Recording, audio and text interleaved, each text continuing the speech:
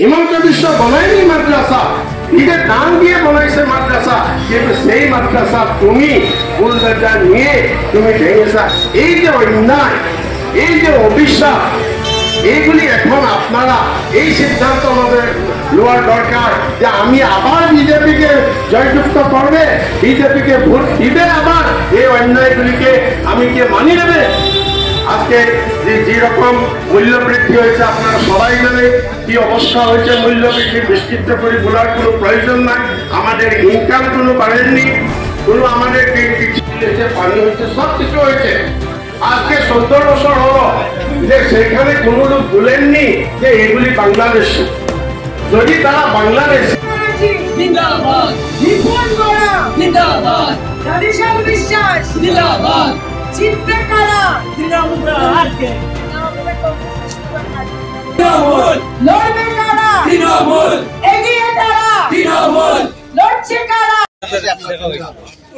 শিলচরে দেখেন এখানে আমাদের তৃণমূল কংগ্রেস আর বিজেপির সঙ্গে প্রতিদ্বন্দ্বিতা হবে, আর লাস্টে তৃণমূল কংগ্রেস জিতবে, অনেক মার্জিনে জিতবে। কেন?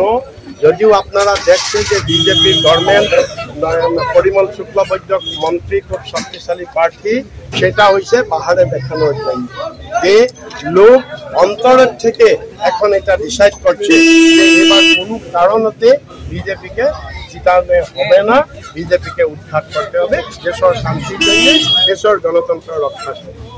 সাংগঠনিক ভিত্তি না, সাংগঠনিক ভিত্তি কেন নাই আছে, আর সাংগঠনিক ভিত্তি এইবার কোনো দরকার নাই। এইবার তো কোনো সংগঠনের কথা নাই, এইবার স্পন্টেনিয়াসলি সব লোক এটা ডিসাইড করছে।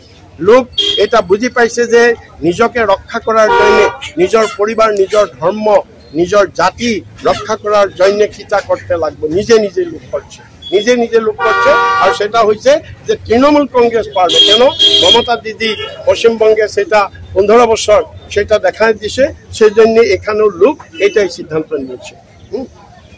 বিজেপি লাগবে না আমার দেশের সংবিধান রক্ষা করতে হবে।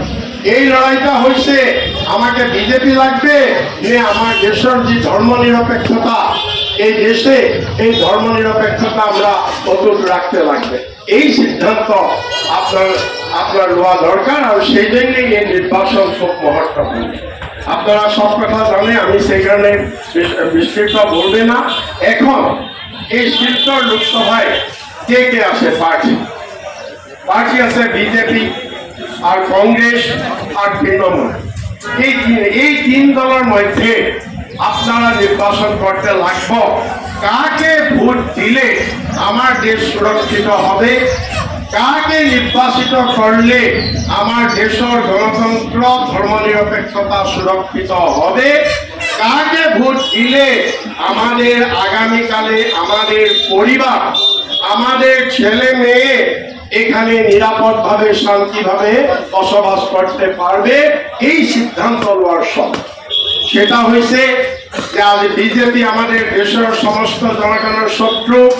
আজ বিজেপি দেশটা যে রকম সাম্প্রদায়িক অশান্তি, সাম্প্রদায়িক বিশ্ববাস্য করছে, ঘৃণা সৃষ্টি করছে, হিন্দু, মুসলমান, খ্রিস্টান এই ধর্মগুলির লোকের মধ্যে যেটা ঘৃণা সৃষ্টি করছে আর শত্রুতা সৃষ্টি করছে। আজ আসামের মুখ্যমন্ত্রী, আসামের বিজেপি লিডারগুলির ভাষণ কি? তারা বলছে যে এটা গণতন্ত্র দেশ, সব লোকের সমান অধিকার, কিন্তু তারা কে বলছে যে আমাকে মুসলমানের ভোট লাগবে না, আমাকে দাড়ি টুপি লুঙ্গি পিন্ধা মানুষের ভোট লাগবে না। আমি যদি আসামে যদি আমি বরকটা যাই, আমি যদি গোয়ালপাড়া যাই, আমি ধুবুরি যাই, এটা পাকিস্তান লাগে। আসামের চিফ মিনিস্টার এরকম বক্তব্য রাখছে, বাকি বিজেপি নেতাগুলিকে এরকম বক্তব্য রাখছে। আসামের চিফ মিনিস্টার দায়িত্ব হয়েছে সব জনগণকে সমান অধিকার দিয়া, সব জনগণকে নিরাপত্তা দিয়া, কে তাকে ভোট দিয়েছে কে ভোট না দিয়েছে সেটা কথা নয়।